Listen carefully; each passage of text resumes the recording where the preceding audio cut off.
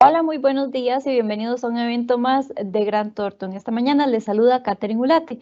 Vamos a dar inicio al ciclo de conferencias para este 2022 y nuestro tema para esta mañana, impuestos sobre bienes inmuebles, obligación municipal.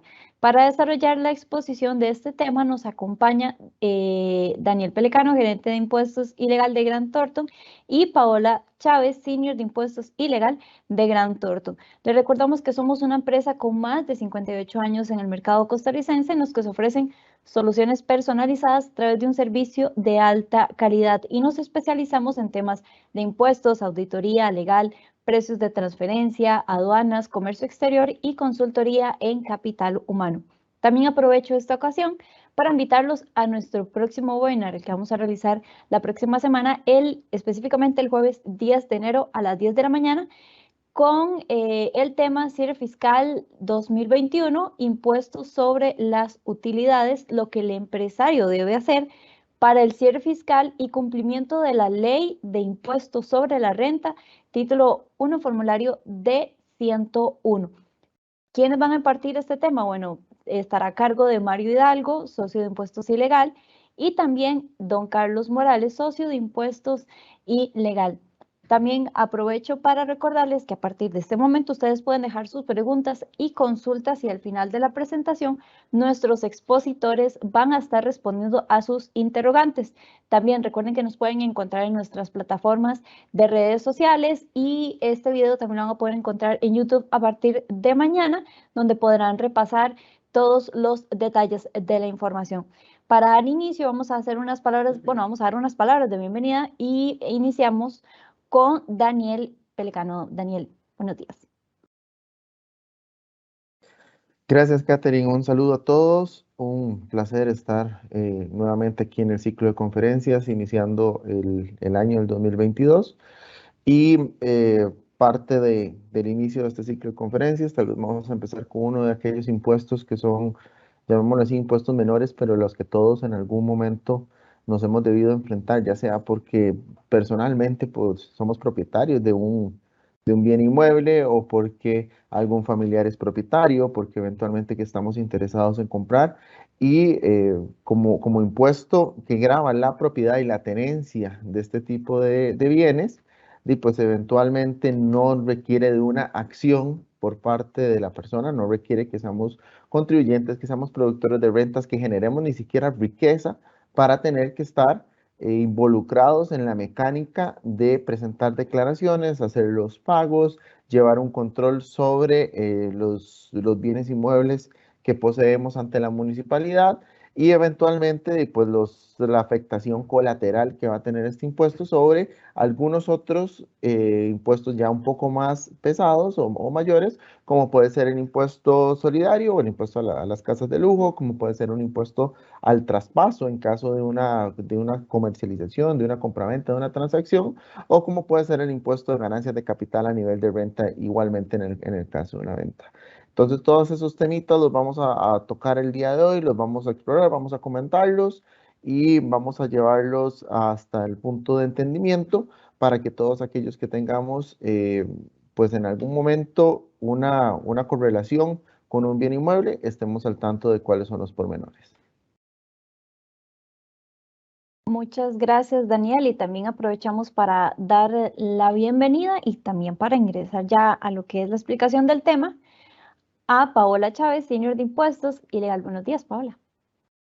Buenos días, un gusto estar con ustedes. Muchas gracias por acompañarnos. Bueno, ya entrando en materia, el impuesto sobre bienes inmuebles, como bien lo dice el título, y es una obligación municipal, su pago, su declaración, lo vamos a ver más adelante. Entonces, a manera de introducción, vamos a conversar un poquito sobre el aspecto municipal, ¿verdad? Entonces, es importante señalar que el sistema tributario municipal posee ciertos principios reguladores: la autonomía, la corresponsabilidad fiscal, la suficiencia de coordinación y la solidaridad. ¿Por qué estamos hablando de estos principios y por qué hablamos del sistema tributario municipal? Es porque el impuesto de bienes inmuebles es un impuesto que es recaudado y administrado por las municipalidades de cada locación, ¿verdad?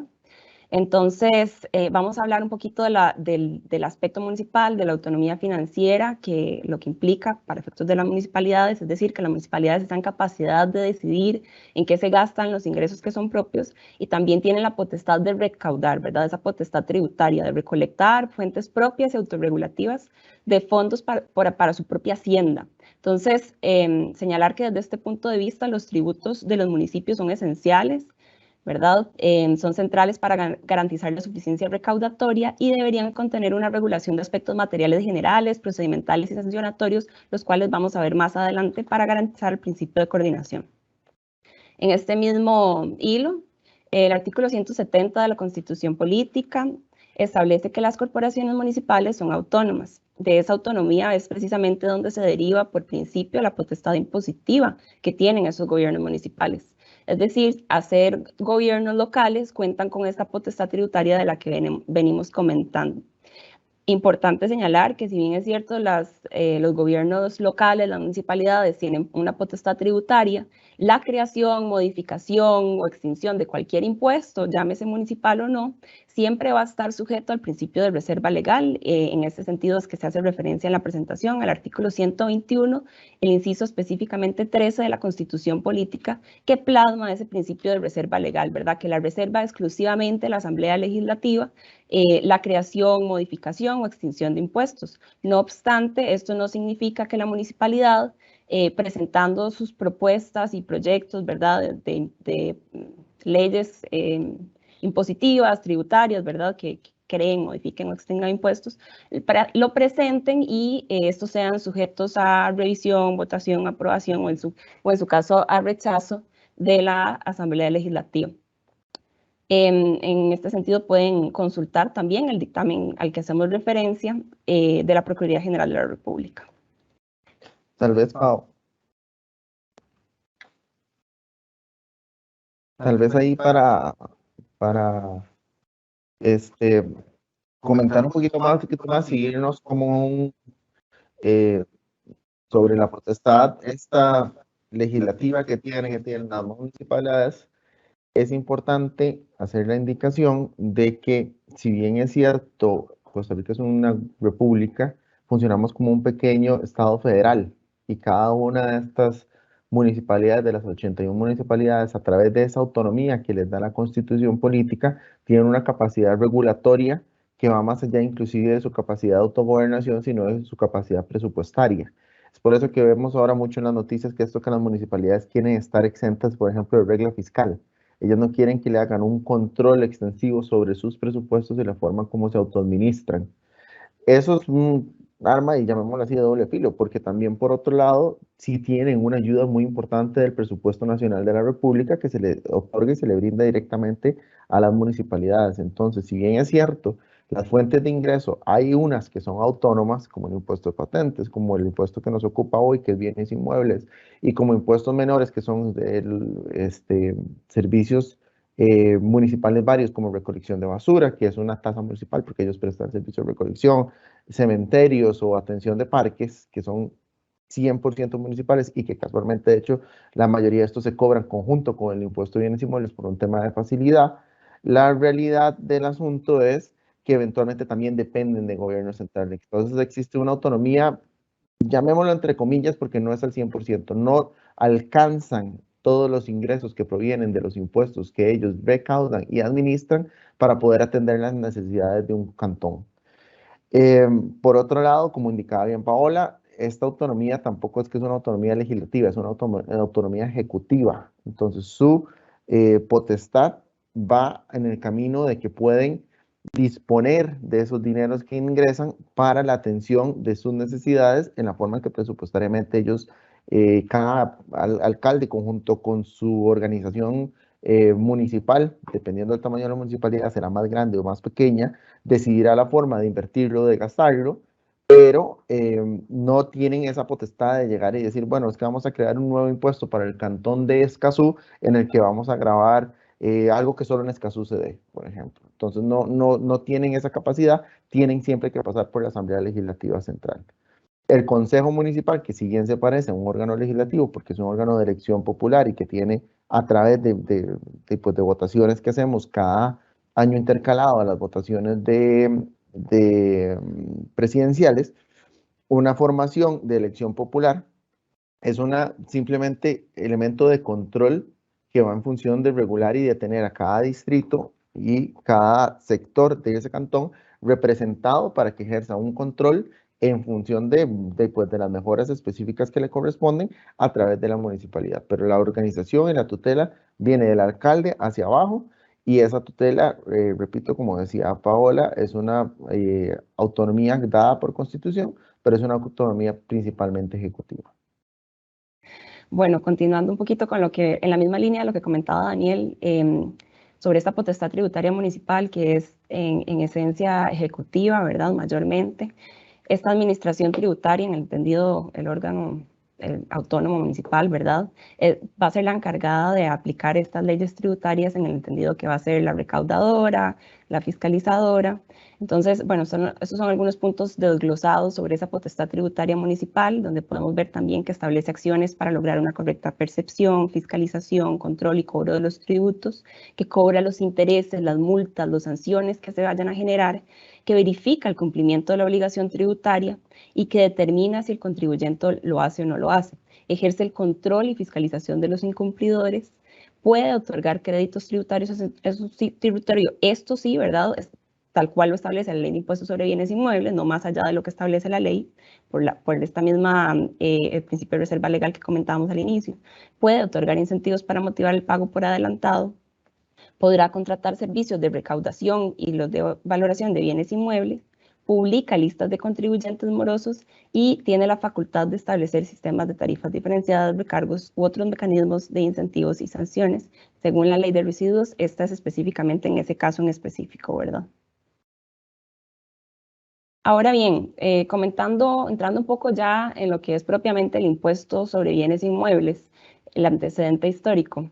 Es importante señalar que la ley de impuestos sobre bienes inmuebles tiene un importante predecesor, por así decirlo, que es la ley sobre impuesto territorial, ¿verdad? Que esta ley de 1939, la número 27, y lo que establecía era impuestos sobre los terrenos, las instalaciones de construcciones fijas y permanentes que en ellos no existían, y las maquinarias y demás muebles que formen parte de un inmueble.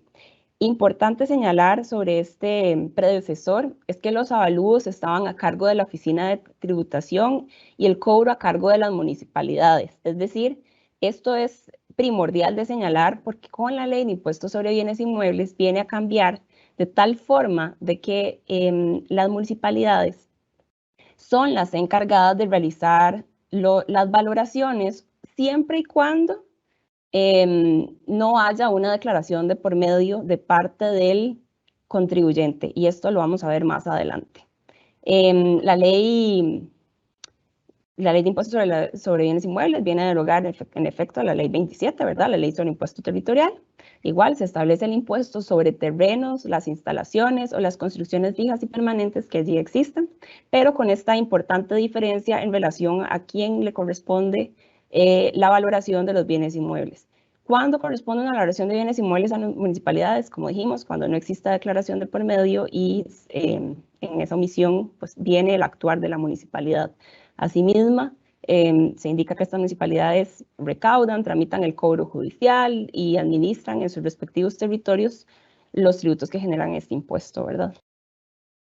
Veamos aquí que tal vez esta es la particularidad más importante del impuesto a bienes inmuebles, porque vean que veníamos hablando de autonomía municipal y de que cada municipalidad tiene una capacidad de autorregulación, que cada municipalidad puede llegar y solicitarle a la asamblea que le aplique tributos específicos, que cada municipalidad puede decir cómo gasta, cómo invierte, pero en el caso de bienes inmuebles tenemos un impuesto totalmente distinto, y es que proviene de un impuesto nacional, como era la ley sobre el impuesto territorial, era un impuesto, como su nombre lo dice, es sobre el territorio nacional de la República, y se mueve hacia una ley sobre impuesto de bienes inmuebles, que es una única ley a nivel nacional, con un único reglamento de aplicación obligatoria para todas las municipalidades, pero que no se autorregula en función de cada uno de los territorios y cantones específicos.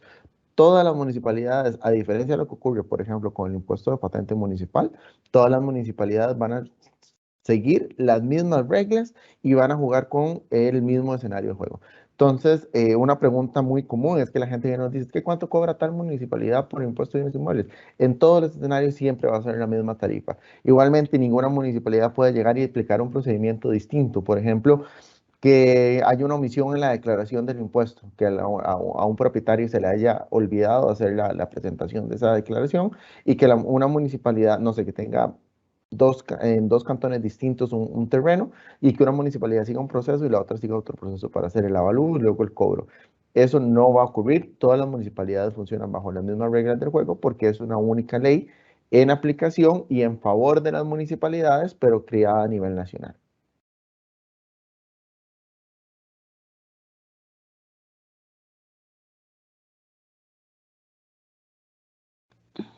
Ahora bien, comentando sobre propiamente la ley de impuestos sobre bienes inmuebles.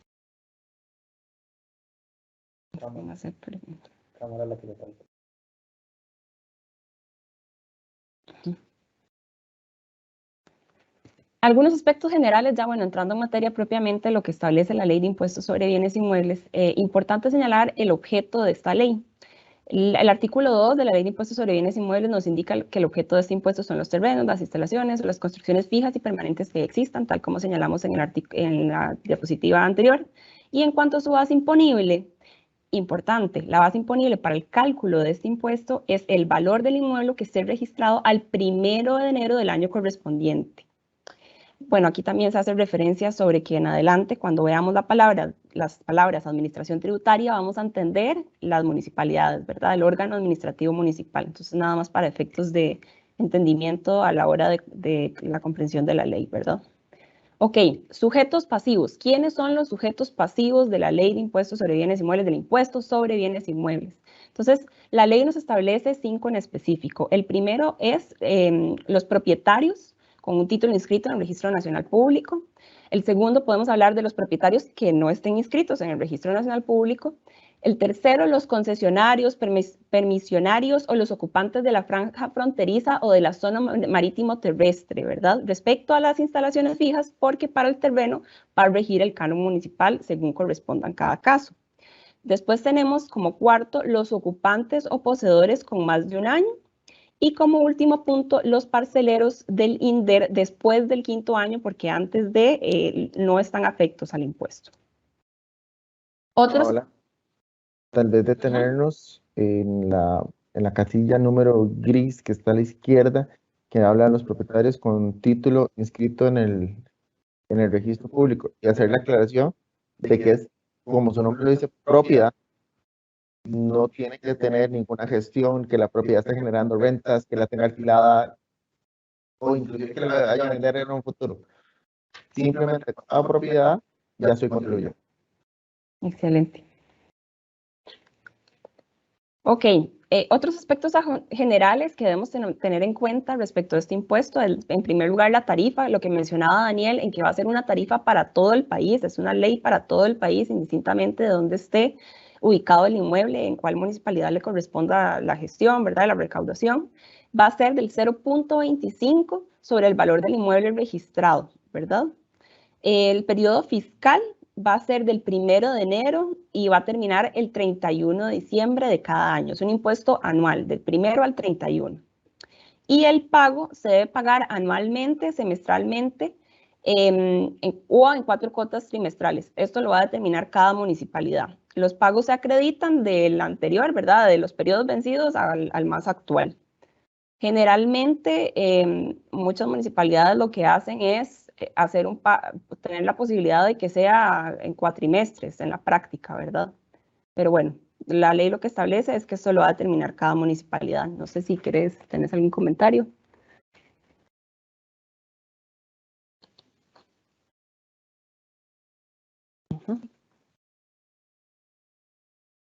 Sí, tal vez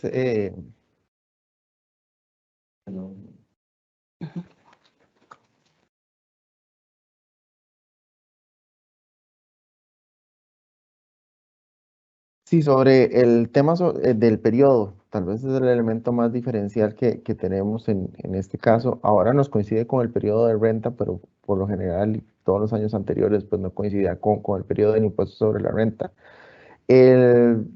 1 de enero de cada año yo renuevo ese valor a nivel municipal. Entonces, cada 1 de enero la municipalidad va a tener un valor establecido y ese valor va a ser con el que voy a regir todo el año. La forma de pago, que es en cuatrimestres, es muy distinto al impuesto total que pueda tener. De hecho, si vemos, muchas municipalidades otorgan como una especie de descuento si se hace un pago adelantado en un primer tracto a inicios de cada año.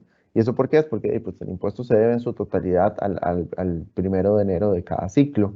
Esta parte del periodo fiscal va a ser muy importante cuando veamos el tema de la omisión. ¿Por qué? Porque la sanción que eventualmente se va a poner sobre una omisión en la declaración va a regir en función del impuesto dejado de pagar sobre el periodo que yo omití ese año. Ese va a ser el castigo.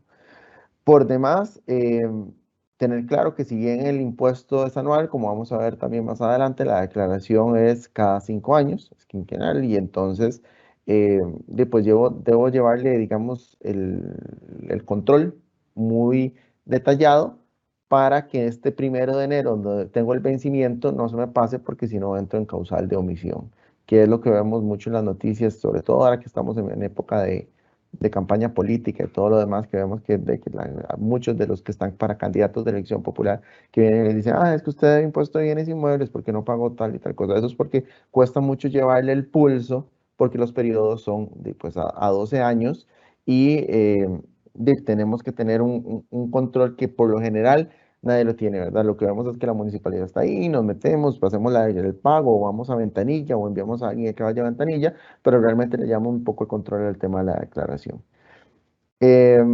La tarifa, como ya les decíamos anteriormente, es una única tarifa para todo el territorio nacional, es un 0.25% del valor que esté registrado ese 1 de enero de cada año en la municipalidad.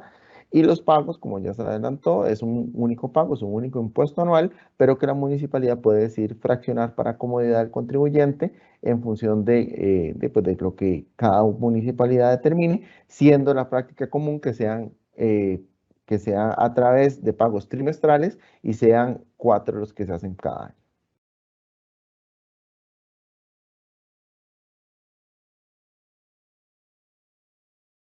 Ahora bien, en cuanto a la determinación de la base imponible, la ley lo que nos establece son 3 vehículos, digamos, para esa determinación o mecanismos de determinación de esa base imponible.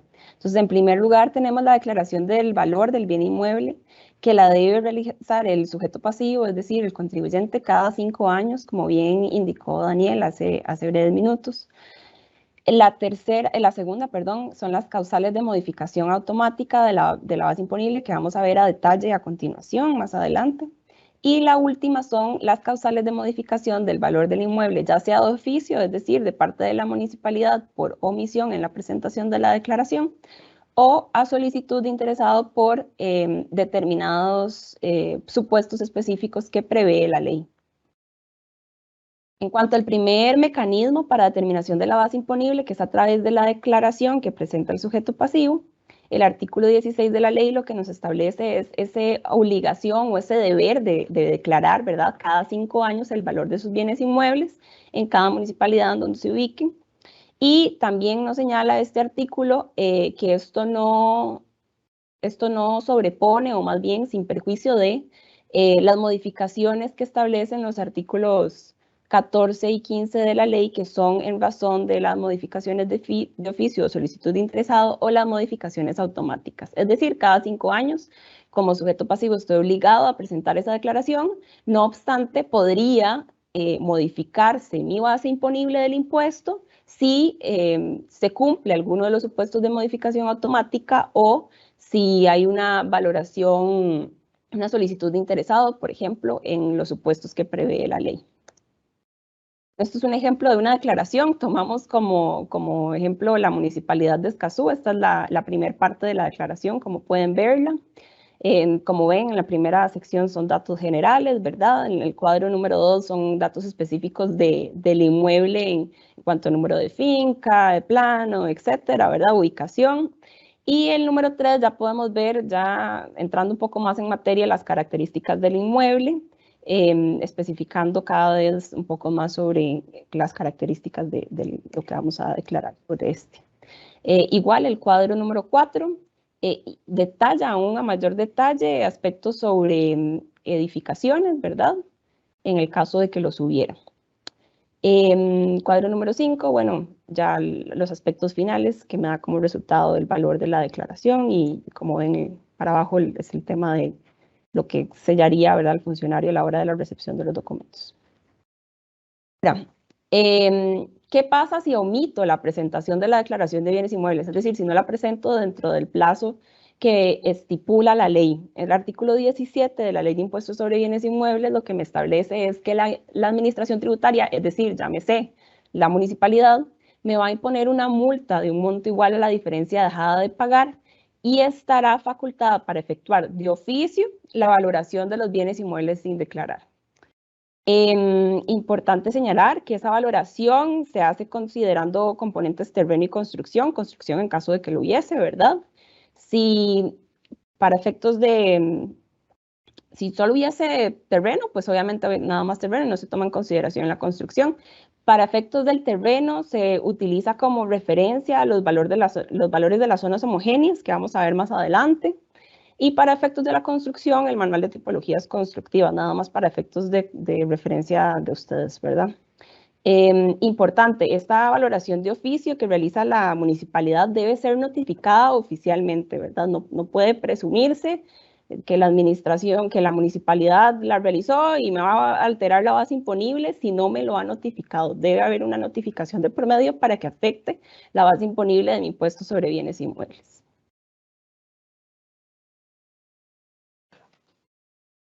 Paola, tal vez detenernos un poquito aquí porque la gente puede tener una duda, de hecho es bastante común, sobre la practicidad.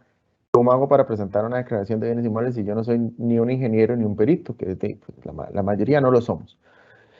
Eh, Hay una indicación y hay una serie de guías que sirven para presentar esta declaración porque es una declaración autoliquidativa. Yo voy y presento los valores que yo creo que corresponden y la municipalidad está obligada a aceptar esa declaración. Esa es una parte muy importante.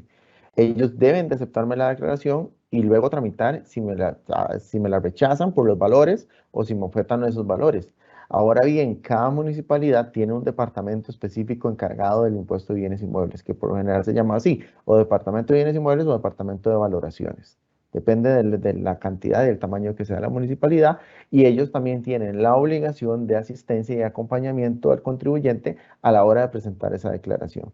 Entonces, por lo general, uno puede llegar con su declaración en blanco y llenarla junto con el funcionario que está ahí. Él le va a sacar los mapas de zonas homogéneas por cada municipalidad, se los conocen, por supuesto, el dedillo, su trabajo, y más o menos a través del metraje que va a tener la propiedad y las construcciones que se tengan, dependiendo de esas características, se ubica dentro de una tipología constructiva, que es un mapa que también cartografía de referencia, perdón, que también otorga el Ministerio de Hacienda. No es cada municipalidad, sino que es igual centralizado.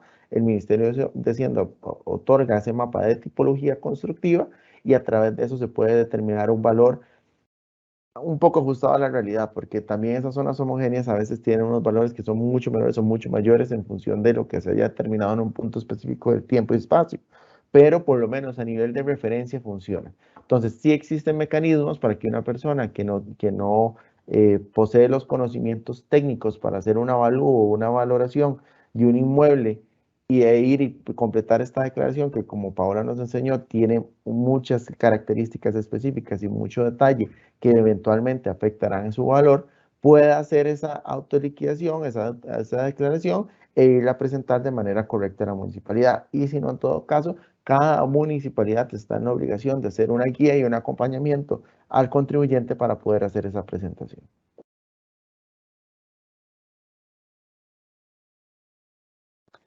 Bueno, justamente a propósito de este mapa de valores de terrenos por zonas homogéneas que estábamos comentando, aquí también incorporamos un ejemplo, ¿verdad? Esto es un extracto, porque estos mapas son con muchísimo detalle, ¿verdad? Y son muy grandes, sobre el mapa específicamente para Escazú. Como pueden ver, digamos, se hace una búsqueda de cuál es el sector que se desea, ¿verdad? Esto es importante porque hay algunas municipalidades que tienen plataformas muy actualizadas donde uno puede inclusive con el plano del inmueble, ubicar las coordenadas geográficas e ingresarlas también en la base de datos y logra ubicar específicamente el inmueble de uno, ¿verdad? Dentro de esas plataformas municipales. Pero hay algunas que no, ¿verdad? Va a depender de cada sistema que tenga cada municipalidad. Entonces, este es un ejemplo del caso de Escazú. Podemos ver el número de zonificación, ¿verdad? En este caso agarramos como ejemplo el 10201 U, que significa urbana 01. Nos va a indicar el nombre que le asignaron y el valor por metro cuadrado. Igualmente aquí viene otra información referente al área, a cuánto corresponde, ¿verdad? Esta área que comprende este tipo de zonificación, pero para efectos nuestros o de interés nuestro, para efectos de las declaraciones, lo que resulta más relevante es el valor por metro cuadrado que le van a dar a esa zonificación si es que nuestro bien inmueble está ubicado dentro de esa zona. Igual vamos a buscarlo según la zona que corresponda a cada uno, ¿verdad? Hay mapas para cada sector.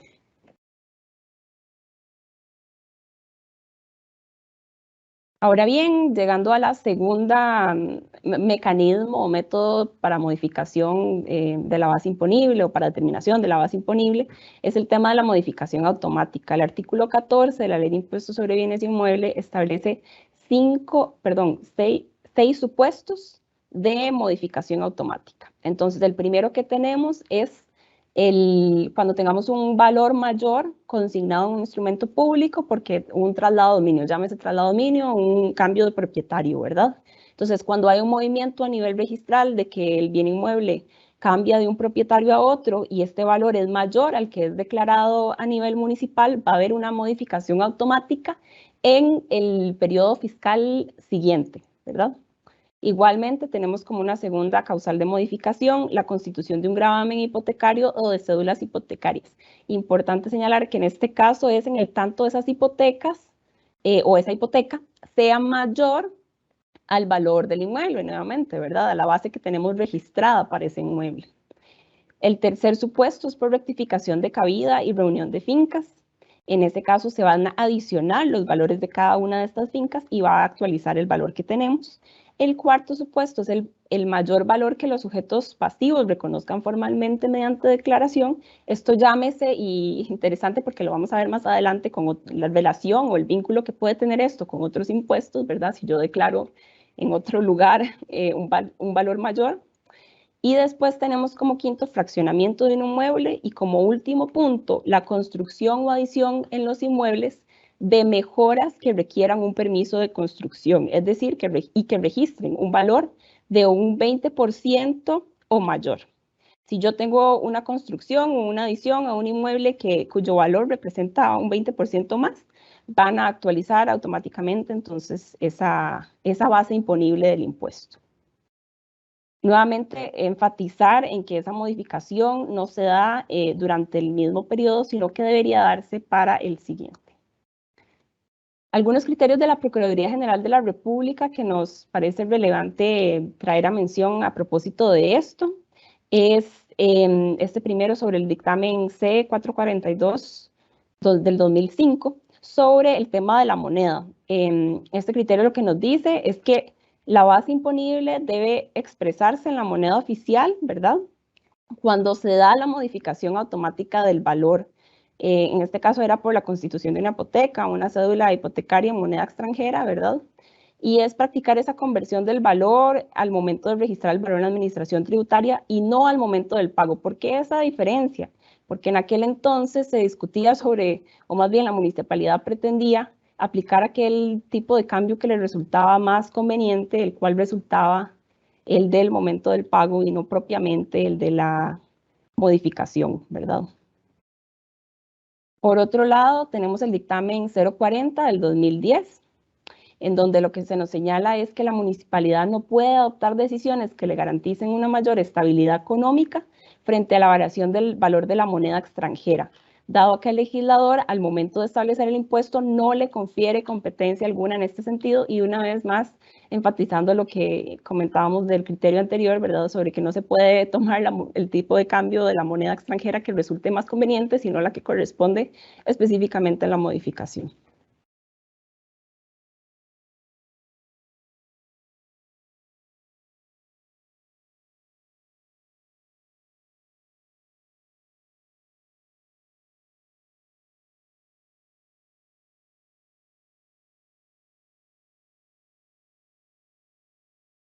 Causales de modificación del valor de bienes inmuebles de oficio por solicitud de interesado. Ese es el tercer y último mecanismo de modificación de la base imponible.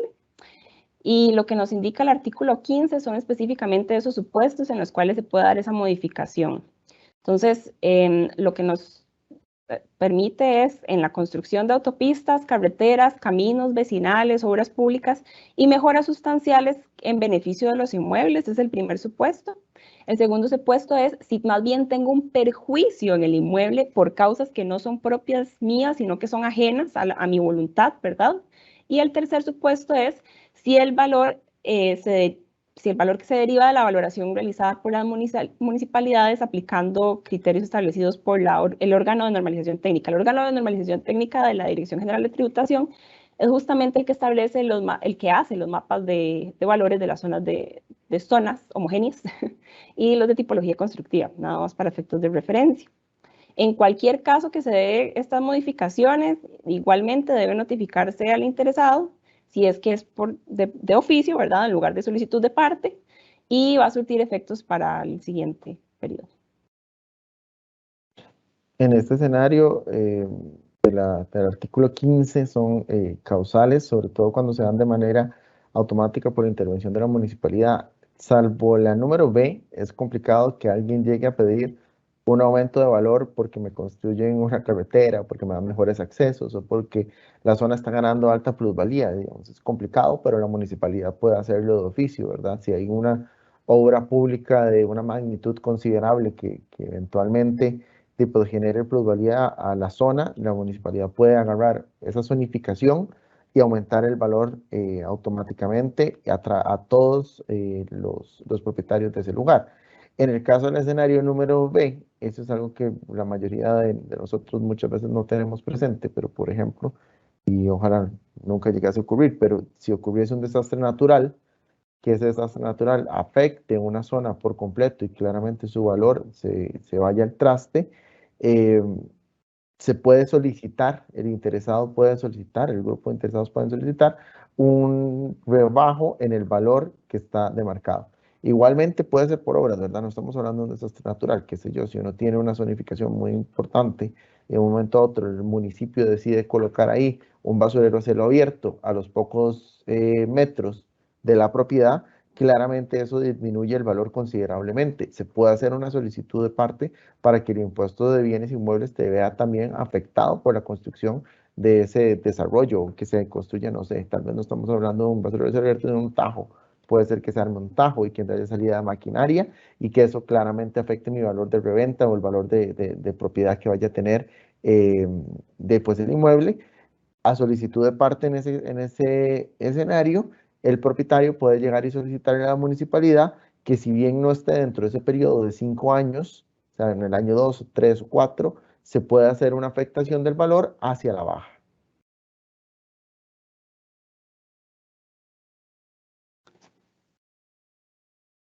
Bueno, ahora bien, lo que comentábamos un poquito sobre el vínculo que tiene esta ley, tal vez con otros impuestos, ¿verdad? Con el tema de las declaraciones, si yo declaro en alguna otra declaración un valor mayor.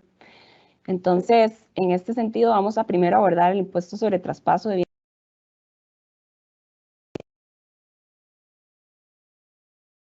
Que como ya adelantamos, inclusive ustedes notaron, una de las causales de modificación automática es un traslado de dominio, ¿verdad? De la inscripción en un registro de ese traslado de dominio, un traspaso. Entonces, la ley de impuestos sobre bienes inmuebles nos dice en el artículo 34 que los valores que se establecen en virtud de esta ley van a servir para actualizar los registros de la DGT, ¿verdad? Para cobrar impuestos sobre traspaso de bienes inmuebles. Vemos que hay una correlación entre ambos.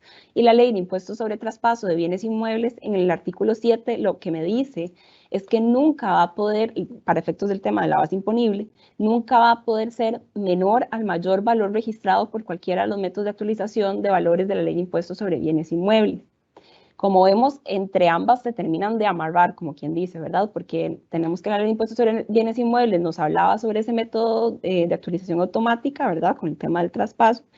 Y a su vez nos dice que va a servir para actualizar récords de la tributación. Y la ley de impuestos sobre traspaso de bienes inmuebles en esa correspondencia nos va a decir que no puede ser menor que el impuesto, el valor declarado para la ley de impuesto de bienes inmuebles, ¿verdad? Lo que se quiere es que se tenga actualizado en ambos impuestos para efectos de la base imponible y que se alimenten entre ellos de alguna forma, digamos.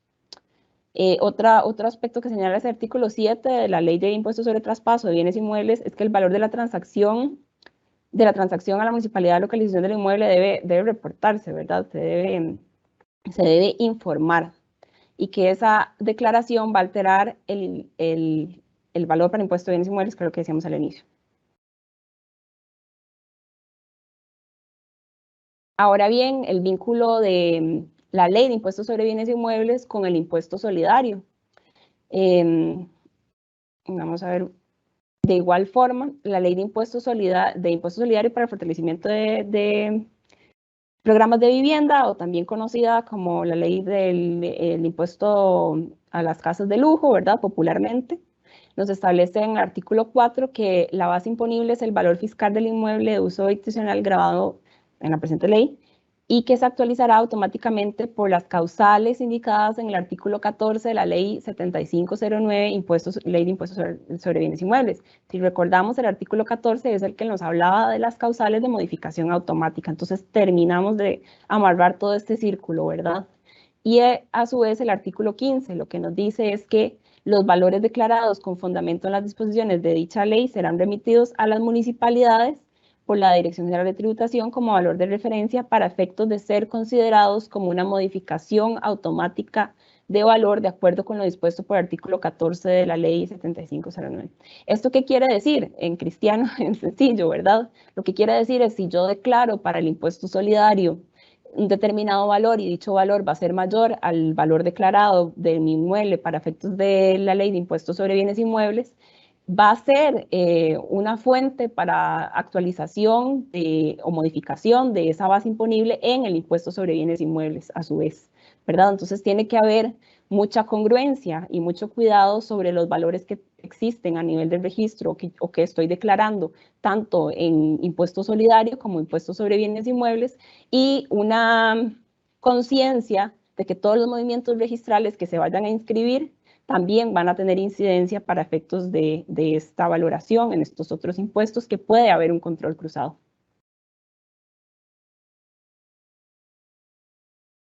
Por otro lado, hablando un poco sobre el impuesto a las ganancias de capital y el por qué traemos esto a cotación, es sobre los mecanismos que se utilizan para valoración de los inmuebles. Vamos a hablar un poco sobre las transmisiones a título oneroso y la determinación para efecto del impuesto a las ganancias de capital, ¿verdad? Entonces, bueno, tal vez sí te cedo la palabra, Daniel. Sí, hagamos tal vez un pequeño recuento histórico con la ley del impuesto sobre la renta y la entrada en vigencia de ganancias de capital, porque recordemos que ganancias de capital, sobre todo para propietarios que no teníamos una actividad habitual de compra-venta de bienes inmuebles, las ventas que no tenían esa habitualidad estaban totalmente fuera del espectro del impuesto sobre la renta, eran ventas no sujetas, no se pagaba ningún tipo de impuesto. Cuando se hizo la reformulación de este impuesto con la reforma fiscal y la entrada en vigencia que tuvo el 1 de julio del 2019, mucha de la discusión que se dio anteriormente es, bueno, ¿cómo hacemos para actualizar los valores y tener el valor más alto posible en el escenario donde haya una transmisión a título oneroso, donde haya una compraventa del bien inmueble? Parte de lo que se puso sobre la mesa y de hecho se llevó a discusiones bastante amplias fue utilicemos como valor de referencia el impuesto sobre bienes inmuebles, que tenía un doble efecto. El efecto de la transmisión y que me generaba la base y el efecto de motivar a que la gente tuviese el valor lo más actualizado posible a nivel municipal. Porque eso lo que iba a hacer era un encadenamiento entre los dos impuestos. Iba a lograr que el propietario se preocupara por tener un valor adecuado y correcto para en el momento donde tuviese una transmisión, tuviese una ganancia de capital menor en función de la ganancia propiamente realizada, ¿verdad? El efecto de precio de compra versus precio de venta, digamos, precio-valor versus precio de venta, perdón.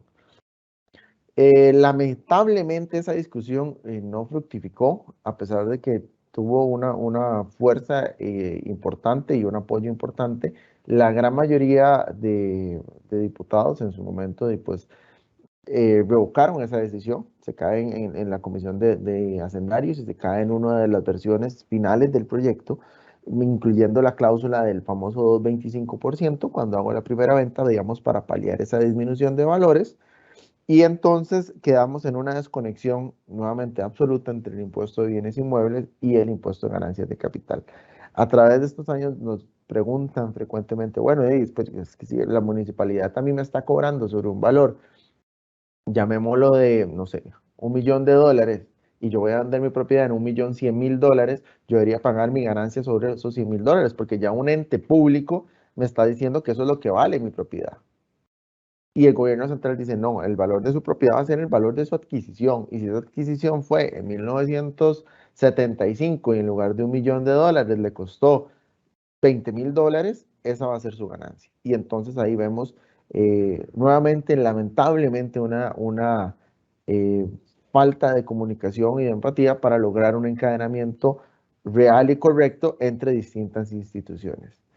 Entonces, en el caso de bienes inmuebles, su valor de adquisición va a estar formado por el importe real, o sea, lo realmente pagado al momento de adquirir ese bien inmueble, más el costo de las inversiones que sean realmente tangibles, que aquí yo no puedo pasar por municipalidad porque van a ser inversiones que yo pueda cuantificar si yo no llevo una contabilidad formal a través de, qué sé yo, de impuestos o más bien de gastos que yo ya he hecho para permisos municipales para eventualmente levantar el valor de obras dentro de mi bien inmueble.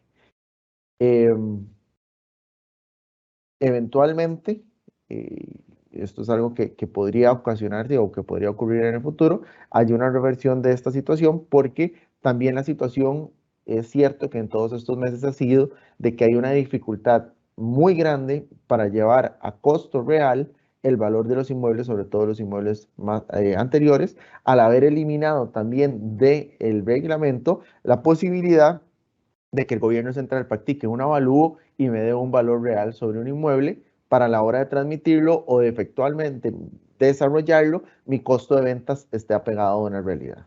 Entonces, no sería de extrañar que en un futuro, en futuros proyectos, como los que pues en este momento están en discusión, un país que requiere recursos, requiere fondos, por todo lado, a través de mecanismos de coerción indirecta, como puede ser llevar al contribuyente a mantener actualizado su valor de bienes inmuebles, se logre este impasse que no se logró en la discusión original para la ley 9635. Bueno, una vez teniendo esta excelente introducción por Daniel, entonces cayendo un poco sobre esa determinación sobre el impuesto sobre las ganancias de capital, lo que hablábamos sobre la diferencia entre el valor de adquisición versus el valor de transmisión, ¿verdad? De enajenación, la ganancia capital propiamente comprendida en ese intervalo, lo que nos establece el artículo 30 bis de la ley 7092, reformada por la ley de fortalecimiento de las finanzas públicas, ¿verdad? Es que va a estar formado por estos elementos que vamos a mencionar. El primero es el importe real por el que se haya adquirido el bien, ¿verdad? En este caso estamos hablando de inmuebles. El segundo es el costo de las mejoras o las inversiones que yo dirigía hacia ese bien, ¿verdad? Aquí hacen una exclusión de los intereses cuando hayan temas de financiación ajena, ¿verdad? Y el tercero es ya, bueno, específicamente refiriéndose a intangibles, que no es precisamente inmuebles, pero bien lo señala la ley para sus presupuestos, que se van a tomar los valores el valor de adquisición, el valor en libros, digamos.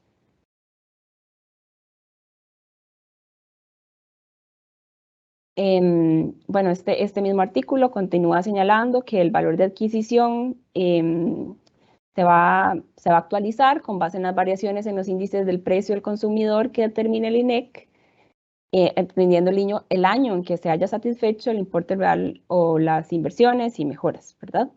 Y el otro punto que señala el artículo es que el valor de transmisión, ya ahora la otra cara, ¿verdad? Ya saliendo del valor de adquisición, ahora cayendo al valor de transmisión para entender esa diferencia entre lo que queda en el medio entre ambos para efectos de la ganancia de capital, va a ser el importe real por el que la enajenación se haya efectuado, pero muy importante aquí mencionar que dice que ese importe real del valor de la enajenación no puede ser inferior a los valores de terrenos por zonas homogéneas y a los valores que me señalen el manual de valores de bases unitarios de tipologías constructivas, que los elaboran ambos el órgano de normalización técnica de la Dirección General de Tributación, ¿verdad? Esto en relación al impuesto sobre bienes inmuebles. Entonces, como vemos, en lugar de tomar los valores que tenemos en la ley de impuestos sobre bienes inmuebles que tenemos declarados ante las municipalidades, lo que incorpora esta ley para efectos de las ganancias de capital más bien es un límite en el cual,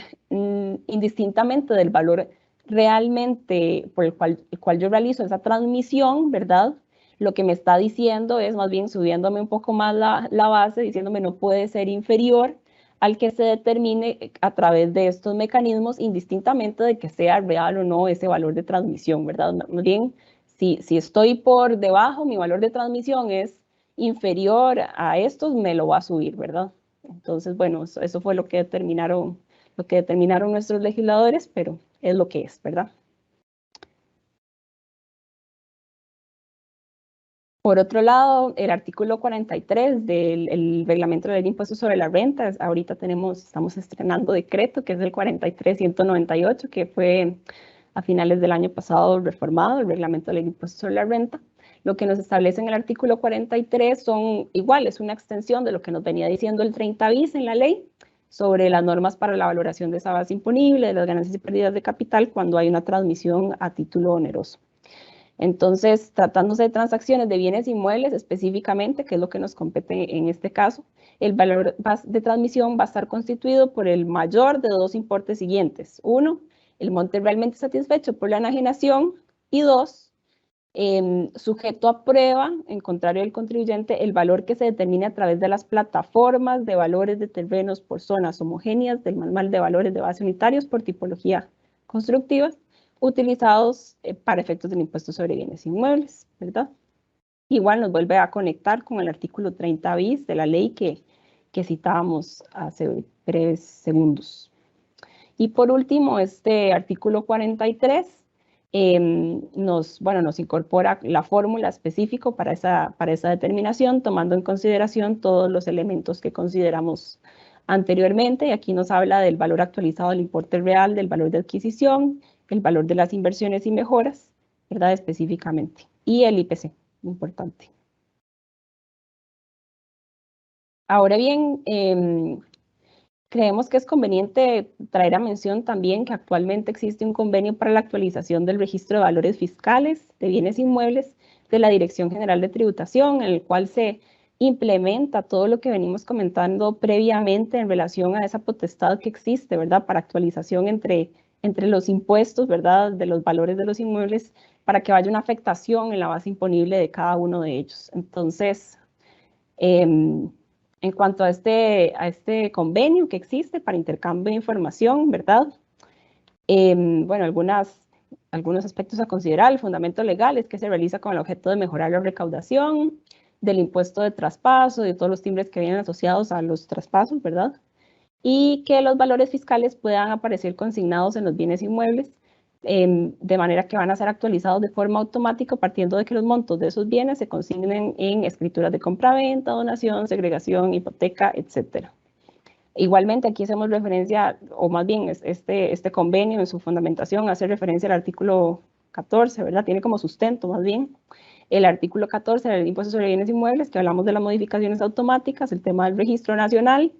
Y en el caso del tema del registro también se incluye como fundamentación la ley de aranceles del registro, el cual permite la actualización de valores de los bienes inmuebles por la suma de los montos de las hipotecas, etcétera. Entonces, aquí podemos ver y más bien concretar específicamente, hacer la advertencia de que actualmente existe un convenio de información para efectos de la Dirección General de Tributación, así como para el Registro Nacional Público, en los cuales podemos ver que se están actualizando los valores, ¿verdad? Entonces, tener presente que existe y que se está implementando y que cada vez se está actualizando más y más. Este último punto es como el amarre burocrático final a todo lo que hemos venido hablando. porque a través del sistema de información que se está intentando implementar, y digo intentando porque ya tiene varios años este convenio desde 2018, a partir de este escenario, repito, burocrático que se está intentando actualizar, todas las instituciones que van a tener que en algún momento pasar o velar por valores de sus inmuebles, van a estar conectados con un único valor. Registro público, municipalidades y Ministerio de Hacienda. Los tres deberían de tener la misma información con los mismos valores y cada uno va a tener una función diferente. Municipalidades, por supuesto, administrar el impuesto de bienes inmuebles sobre ese valor específico, no tener desconexión entre los traspasos que se tramiten a nivel de registro y los cuales la municipalidad, por un sistema, digamos, pobre o anticuado que vaya a tener, no tenga esa conexión o esa facilidad de conocer esos valores. El registro para un mejor cobro del impuesto al traspaso sobre bienes inmuebles, que es de su competencia y que es justamente la fiscalización indirecta que debe de hacer de que ese intero bancario sobre el impuesto al traspaso se cancele, y el gobierno central va a tener su valor de referencia para el caso de ganancias de capital. Va a saber más o menos en cuánto está valorada la propiedad para poder hacer una determinación más oportuna en un futuro de si las ventas que se están realizando en función de un valor que esté que se registre a nivel de mercado y sobre el cual el contribuyente ha venido cancelando otros impuestos como son traspaso y bienes inmuebles. Si este elemento final se logra mantener y se logra llevar de manera actualizada y segura, el gobierno, todas las instituciones de gobierno que tienen que ver en algún punto con los valores que se van a tener sobre los inmuebles, van a tener un arma fundamental para la correcta fiscalización y determinación de los distintos tributos que se cobran en el camino. Bueno, no, agradecerles a todos el espacio, el tiempo y no sé si hacer el pase ahora a Catherine. Gracias a Paola Chávez y también a Daniel Pelecano por la exposición del tema de esta mañana. Les recordamos que ustedes pueden solicitar la presentación que ellos dieron esta mañana y también el video al correo que les especificamos acá, que es comunicación@cr.gt.com, y en el lapso de mañana y el lunes les estaremos haciendo llegar al correo toda la información. También recordarles que nos pueden buscar en las diferentes plataformas de redes sociales de Grant Thornton Costa Rica, donde pueden encontrar muchísimo más información, no solo de esta charla, sino también de otras más que vamos a estar realizando y también de otras que ya llevamos a cabo a inicio de este año. Y por supuesto, no olviden suscribirse a nuestro canal de Spotify, donde pueden encontrar diferentes temas en nuestro programa Café Grant Thornton. Antes de finalizar, vamos a hacer unas palabras, o vamos a dar más bien unas palabras de despedida. Iniciamos con Paola Chávez, Senior de Impuestos y Legal de Grant Thornton. Paola. Muchas gracias, Catherine. No, agradecerles a todos el espacio, ponernos a su disposición para efectos de cualquier gestión que requieran, ya sea sobre este o cualquier otro tema, ¿verdad? Y a la entrega para cualquier consulta o pregunta que tengan sobre este o otra materia, ¿verdad?, relacionada con impuestos o legal. Muchísimas gracias por el espacio y por el tiempo.